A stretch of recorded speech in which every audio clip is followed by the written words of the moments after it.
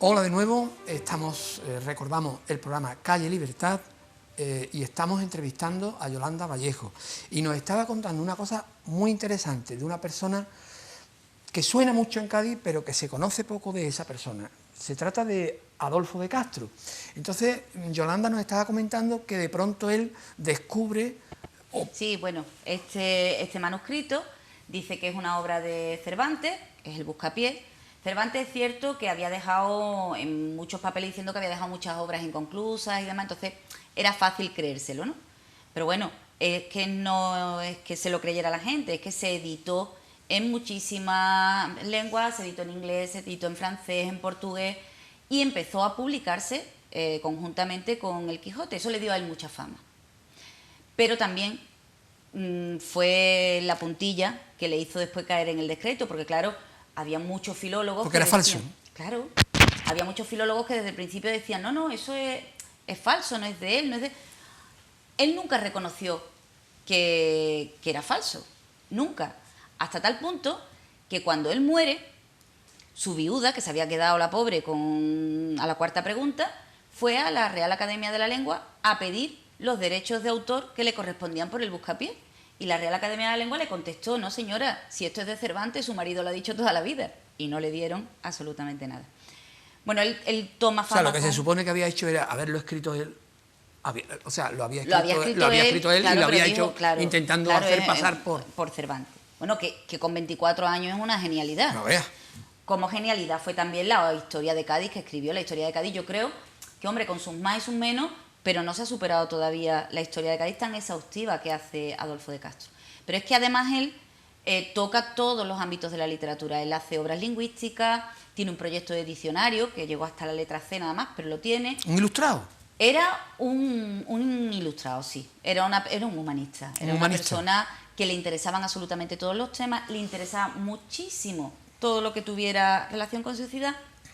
Y de hecho, cuando a él lo nombran alcalde de la ciudad, que insisto, solo estuvo 11 meses, yo creo que hizo tantísimas reformas que por eso es por lo que la gente piensa que estuvo muchísimo tiempo. Él ya fue alcalde en 1855 y él ya ve que en 1855 el futuro de la ciudad de Cádiz es el turismo. Es que se adelanta... Se adelanta a todo. A él le coincide, estando en su alcaldía, la llegada del ferrocarril a Cádiz. Él también inicia los trabajos para el puerto, para el muelle, que después los concluirá Juan Valverde. Y hace también una cosa muy interesante de la que somos todos herederos, ¿no? Que es la reforma del nomenclátor. Ah, eso es muy interesante. Sí, la reforma del nomenclátor. Él, cuando llega a la alcaldía, pues se da cuenta que la ciudad, una ciudad, como él siempre dice, con clase, con historia, una ciudad magnífica, tiene unos nombres en las calles horribles, la calle Usillo, la calle Rata, la calle Culebra. Entonces él decide afrontar una reforma integral del nomenclátor, que es la que tenemos ahora, ¿no? Y la hace con un sentido ilustrado. Entonces él dice, bueno, a ver, ¿de qué manera el turista que pueda llegar a Cádiz, nada más que paseando por la ciudad, pueda descubrir la historia de la ciudad? Pues poniendo los nombres de las calles. Entonces al barrio del Pópulo, que era el barrio más antiguo y demás, le ponen los nombres de los romanos. Y ahí queda pues Fabio Rufino, queda Pomponio Mela, un poquito más allá, Plocia. Al lado del Museo de Bellas Artes, pues ponen los nombres de pintores, que solo queda Enrique de las Marinas, ¿no? Pero queda. Al lado de la Facultad de Medicina, pues los nombres de médicos, que nos queda Virgili y un poquito más allá Lubé, pero quedan también. Entonces de esta manera él pedagógicamente le va enseñando la ciudad. Y afronta también la reforma de la numeración de las calles. O sea, las calles en Cádiz tenían los números y de hecho si uno se pasea por Cádiz es muy fácil ver que todavía el número 10 actual, ¿no? Y pone abajo 125, 140. Pues las calles estaban por manzana. Y él le da una numeración acorde a los tiempos modernos a los que él vivía. Entonces toda la numeración parte de la Plaza de San Antonio y de ahí se van bifurcando los números pares a un lado, impares al otro. Algo que nos parece tan normal ahora, pero que bueno. Lo hace él, en realidad. Y además su vida es su vida personal también es muy interesante, ¿no? Se casa 2 veces. Sí, él tiene un primer matrimonio, vamos, de la oficialidad, lo que era normal en él, se casa con una niña bien. Porque él procedía digamos, de buena cuna, entre comillas. No. No, ¿verdad? No, hombre, no es que fuera... ¿Clase media? Sí.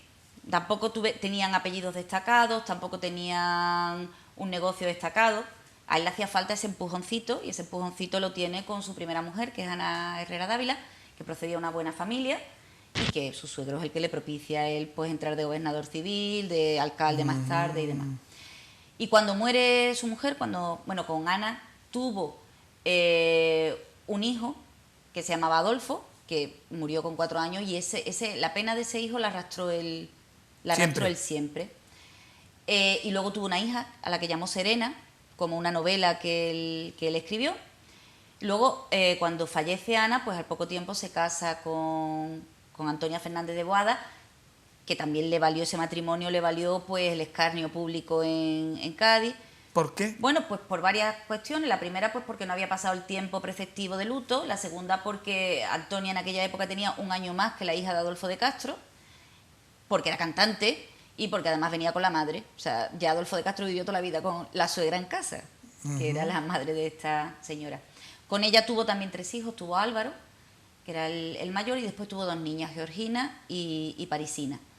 De Parisina fue el padrino Cánovas del Castillo, que había sido también padrino suyo de boda. Tenían entonces una gran relación con... Él seguía teniendo buenas relaciones. En Madrid. Pero cada vez le costaba más trabajo publicar. Cada vez le costaba más en su propia ciudad destacar. Y ya llega un momento en que, bueno, pues tenía prácticamente a los alguaciles en la puerta porque no pagaban el alquiler. Ruina. Él tenía una de las bibliotecas más interesantes que se podían tener en la ciudad. Cuando hablamos de las grandes bibliotecas de Cádiz en el siglo XIX, todo el mundo dice la de Vadillo, sí, que después pasó a la provincial, todo el mundo dice la biblioteca del Seminario, todo el mundo, la biblioteca de Sebastián Martínez. Todo el mundo habla de esas grandes bibliotecas. Adolfo de Castro tenía una biblioteca comparable a esta. Sí, Yolanda, la de Sebastián Martínez, un paréntesis, ¿se sabe dónde fue a parar? ¿O no sabemos? Bueno, García Vaquero publicó el catálogo de la biblioteca de Sebastián Martínez. Yo ahora mismo me coge... Sí, bueno, yo era por si lo sabía. Yo no estaba... Vale. Mira, y entonces él tenía una biblioteca importantísima. ¿Qué ocurre? Que la biblioteca él la fue vendiendo en vida. Sí. También fue pagando favores con libros. O sea, si quería entrar en una academia, pues... Y se quedó con poca cosa, pero incluso con la poca cosa que se quedó, era una biblioteca muy importante. Una biblioteca sólida, una biblioteca además en la que se puede rastrear perfectamente cómo era la cultura de la época y cómo era la cultura del propio Adolfo de Castro. Entonces él va, ya en su vejez, pobrecillo, va al ayuntamiento a decir, oye, que yo he sido aquí alcalde, que he sido gobernador, que he sido secretario, y es que no tengo donde caerme muerto. Y entonces el ayuntamiento de Cádiz hace algo que no ha tenido precedente, yo creo que tampoco ha tenido descendente, que es crearle un puesto de trabajo ad hoc. Y le crean el puesto de trabajo de bibliotecario municipal. ¿Sin biblioteca? Sin biblioteca, bueno, se hace la biblioteca ahí. Y se firma un contrato, que esto es muy curioso, un contrato con el propio Adolfo de Castro, por el cual el bibliotecario se compromete a donar 200 libros al año, ¿no? Esto es como lo de ser esto y poner la cama, pues él igual, ¿no? Él era bibliotecario y ponía los libros. Pues gracias a este contrato que se le hizo, se crea la biblioteca municipal. Él fue el primer bibliotecario municipal. Yo eso tampoco lo sabía cuando empecé a trabajar en la biblioteca municipal, ni tampoco sabía que aquellos libros que a mí me tenían totalmente fascinada eran de él. Entonces eso lo fui descubriendo después, poco a poco. Y bueno, y allí lo tenemos en la Celestino Mútica. Todo el que quiera por allí pasar, pues allí está.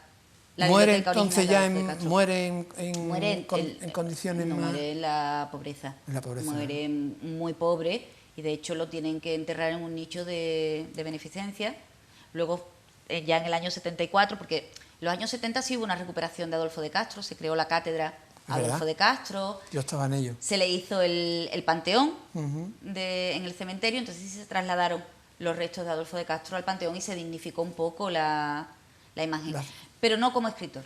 Ya, eso te iba a preguntar. No como escritor. ¿Los filólogos o los críticos están de acuerdo en que no es una figura literaria de Hombre, no es de primer orden. Pero es importante, sí. Importante. De hecho, él tiene algunas obras que sí tuvieron mucha trascendencia. Él escribe la historia de los judíos y al poco tiempo Menéndez Pelayo escribe sus famosos heterodoxos, ¿no? Y lo cita, con lo cual sabemos que... Sí, claro que lo cita. Y además Adolfo de Castro, en su momento, era un intelectual que estaba bien considerado. Hombre, tenía una idea un poquito... Pero bueno. De la época, ¿no? Sí. Bueno, pues eso lo que hiciste fue, hemos dicho, catalogar todo lo que encontraste de su vida, de sus libros, etcétera. Y terminas entonces tu tesis de licenciatura y tienes un periodo dando clases en la facultad. Sí, luego entré... ¿Cómo surgió aquello? Pues surgió como surge a todo el mundo los trabajos, en una bolsa de trabajo, tú echas los papeles y te llaman. Y estuve 2 años dando literatura hispanoamericana en la facultad. ¿Cómo fue la experiencia? Pues mira, yo soy mejor alumna que docente. ¿No te gusta? O sea, sí, tú no eres de vocación. Yo no soy de vocación. Pero sin embargo estuviste bien allí. Sí, y los alumnos estaban contentos y todo eso. Pero tengo que reconocer que para la docencia hay que tener mucha vocación. Y a mí me gusta muchísimo más investigar y muchísimo más estar rodeada de papeles viejos que de gente joven. Entonces, finalmente te decides definitivamente me quedé en la biblioteca, donde continúas. Donde continúo. Vamos a hablar ahora, si te parece, de tus colaboraciones en los medios de comunicación. En los medios de comunicación, entonces, es otra cosa también que surge por azar, ¿no? Por azar, que te surge ¿cuándo y cómo? Pues mira, surge cuando, vamos, yo nunca había tenido inquietudes literarias ni intenciones de escribir. Hombre, sí tenía publicado bastantes cosas, pero todas de corte académico. Claro. Pues colaboraciones en congresos, revistas y demás. ¿Siempre esas colaboraciones en relación a bibliografía, bibliotecas o otros temas? Hombre, yo me he interesado siempre mucho por la parte de la bibliografía. A mí me interesan mucho los repertorios bibliográficos, me interesa mucho la historia de las bibliotecas, las historias del libro. Hombre, porque a mí una de las cosas que más me apasionan es cómo la biblioteca, cómo las bibliotecas son como si fueran pequeños mundos, ¿no? Y lo que pasa dentro de la biblioteca reproduce lo que hay en el mundo. Yo siempre digo, cuando se forma un Estado, cuando se forma una nación, hay 2 cosas que siempre se hacen, que son la bandera y la Biblioteca Nacional. Eso se ve en todos los países. En Hispanoamérica, de hecho, cuando empiezan las independencias, lo primero que se crea es la bandera del país y su Biblioteca Nacional. En Europa a lo mejor tenemos menos cultura bibliotecaria que tiene el mundo anglosajón. Cualquier persona que ve una película americana, por mala que sea, siempre sale una biblioteca. Siempre, además, es una cosa que si quieres tú o quieren los telespectadores verlo, es que hasta en la Guerra de las Galaxias sale la biblioteca. Porque pensamos, bueno, la biblioteca de Harry Potter, no, pero es que hasta en la Guerra de las Galaxias hay una biblioteca, porque ellos tienen mucha cultura del libro. Los países europeos, hispanos, tenemos menos, pero bueno, también. Y a mí siempre me ha interesado mucho eso, el mundo de las bibliotecas, el mundo de lo que se publica, el mundo del libro, el mundo de... más que la filología en sí. ¿Y lo has dejado eso o has continuado haciendo de vez en cuando algo para académico? Sí, hombre, sí, yo sigo haciendo, me gusta mucho ese mundo y sigo investigando, eso se sigue haciendo siempre. Bueno, estábamos entonces con lo de la voz. Entonces yo, que no había tenido nunca ningún tipo de contacto con el mundo de la creación, el mundo de la ficción, pues me surge esto cuando Vocento aterriza en Cádiz con el proyecto del nuevo periódico, de La Voz de Cádiz. Lalia González Santiago, que era su directora, a la que yo conocía, pues bueno, tampoco me unía una amistad con ella ni nada, pues nos conocíamos a lo mejor de haber coincidido con gente de la facultad, con gente... Pues pensó en mí, y pensó en mí por intuición. Ella decía que no sabía ni si yo escribía bien, si yo escribía mal o si tenía falta de ortografía, pero que simplemente de las conversaciones que habíamos tenido, de la forma en que yo le contaba las cosas o de las cosas en las que yo me fijaba, intuyó que podía funcionar la cosa. Y empezamos en el 2004. En el 2004. Sí, yo empecé con el primer número. Sí. Y continúo. Al principio empezaste con una columna llamada Complementos Circunstanciales. Sí. Bueno, ya el nombre denota cosas, pero explica tú qué perseguías con él. Yo siempre he dicho que, bueno, ¿por qué le pongo yo ese nombre a la columna? Pues yo no tenía ni idea cómo se hacía esto, ni cómo se escribía una columna, ni... Y sí tengo que agradecer que a mí desde el primer momento del periódico me dejaron total libertad. Tú haces lo que tú quieras y hablas de lo que tú quieras. Yo creo que aquellos años de balcón, de atalaya, me habían dado experiencia suficiente como para poder observar la ciudad desde una distancia, pero a la vez implicándote mucho en la ciudad. Y entonces yo, con esta columna primera, con la que empecé, yo lo que quería era pues una pincelada, una nota, cualquier cosa que ocurría en la ciudad, elevarlo a eso, a complemento circunstancial. La ciudad pasa X y pasa por X, desde X, entre X, y siempre buscar ese complemento circunstancial que pudiera explicar un poco lo que estaba pasando. Funciona bien la columna y un poco más tarde me ofrecen ya la sección que yo tenía los sábados, cuando el otro formato del periódico era página entera. ¿La hoja roja por qué? La hoja roja, el nombre viene de la novela de Miguel Delibes, La hoja roja. No es por ninguna connotación ideológica, ni política, ni nada. Rojerío, ni nada de eso. Nada. Es por La hoja roja de Miguel Delibes. La hoja roja hace alusión a los librillos de papel de fumar. Cuando quedaban 5 hojas, salía la hoja roja y era como una advertencia. Un aviso, sí. Como un aviso. Y eso es lo que yo pretendía con esta sección, hacer un aviso. Cuidado que vamos por aquí y a ver si vamos a mirar. En principio era como un diario de avisos. ¿Qué está pasando en la ciudad? Algo se está moviendo, no se está moviendo, la ciudad está parada. ¿No? Vamos a hacer un diario de caminante. Así empezó la sección y así continúa. La hoja roja además tiene temas locales. Yo procuro siempre temas locales. Sí. Procuro siempre temas locales porque a mí me gusta mucho esta ciudad. Te gusta mucho, la amas, pero al mismo tiempo... Hombre, lo cortés no quita lo valiente. Claro. Uno puede querer mucho a su hijo, pero le ve los defectos. Yo quiero mucho a mi ciudad, pero le veo los defectos. Verle los defectos no quiere decir que tú vayas a... Porque a mí me han dicho muchísimas veces, derrotista. No es derrotismo. Es simplemente decir, oye, que no vamos bien, que esto pues se podría mejorar siempre de una manera... Sí, queriendo mejorar constructiva. ¿No? Y a la vez, siempre me ha gustado, y lo hago mucho en mis artículos, hacer referencia, sacar Cádiz de donde está Cádiz, ¿no? Muchas veces nosotros nos creemos que el mundo acaba en el Puente Carranza. Por eso yo te decía al principio, oye, que yo cuando nací ya estaba... Se podía circular y que ¿no? Fuera del Puente Carranza también se está también bien. Hay vida. Hay mucha vida. También hay vida.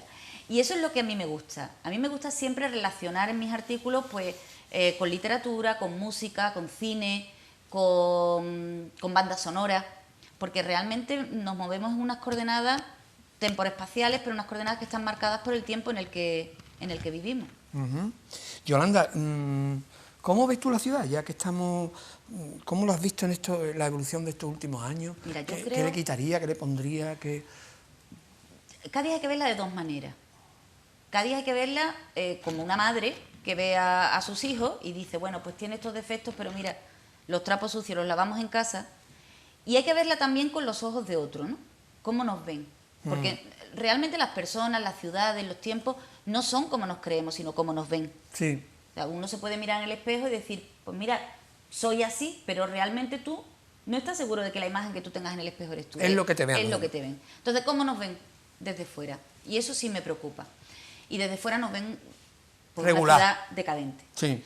Que esa decadencia... Bueno, hay una digamos, idealización en alguna gente, como Carlos Cano, Burgos, pero ya es una idealización no anclada en... Una idealización, verás tú con la palabrita, una idealización significa de señorita decadente. Claro, de señorita decadente, de dama antigua. Sí. Yo siempre digo que el mejor disfraz que le viene a Cádiz es el de dama antigua. Sí. Pues eso es la imagen del que tuvo... Decía un refrán, el que tuvo, retuvo y guardó para la vejez. Cádiz tuvo, retuvo, pero no guardó para la vejez. Entonces es una ciudad que está como en estado latente. Sí. Yo muchas veces digo, bueno, aquí en algún momento tiene que surgir algo, porque llevamos mucho tiempo en estado latente. Además es una ciudad que urbanísticamente está como nunca, está muy bien, la ciudad está muy limpia, la gente que viene de fuera... Le encanta. Le encanta, además Cádiz es una ciudad que tiene una geografía muy bonita, no vamos tampoco a negarlo. Pero el tejido urbano está muy bien, pero el tejido humano es el que a veces no falla. Somos nosotros mismos, ¿eh? Sí, somos nosotros mismos, es verdad. Tú, además, eres de las pocas gaditanas que has permanecido fiel al centro. No, yo sí. Fiel al centro, sí. En mi casa no hay muebles comprados en Puerta Tierra. No, en Puerta Tierra ya sí. Me comentaba tú que ir al Corte Inglés sería... Para echar el día. Echar el día. Sí, claro. No, hombre, pero eso es también una forma de ser Sí. Muy gaditana. Muy gaditana. Yo siempre digo que una cosa es ser gadita, que es una palabra que a mí no me gusta absolutamente nada, ni ejercer de gadita tampoco, y otra cosa es ser gaditano. Porque el gadita, bueno, pues está ahí encerrado, ahí Cádiz. Pero luego... Pero el que es gaditano hace por su ciudad. Entonces, si hacer por su ciudad implica comprar los comercios gaditanos e invertir en Cádiz. Nosotros en mi casa no hay nada de Ikea, con todo mi respeto a Ikea, porque hombre, es una manera también de hacer ciudad. Es la ciudad que yo quiero, en la que vivan mis hijos. Cada vez la tienen más difícil, pero es la ciudad, por lo menos si no viven, a la que vuelvan siempre, ¿no?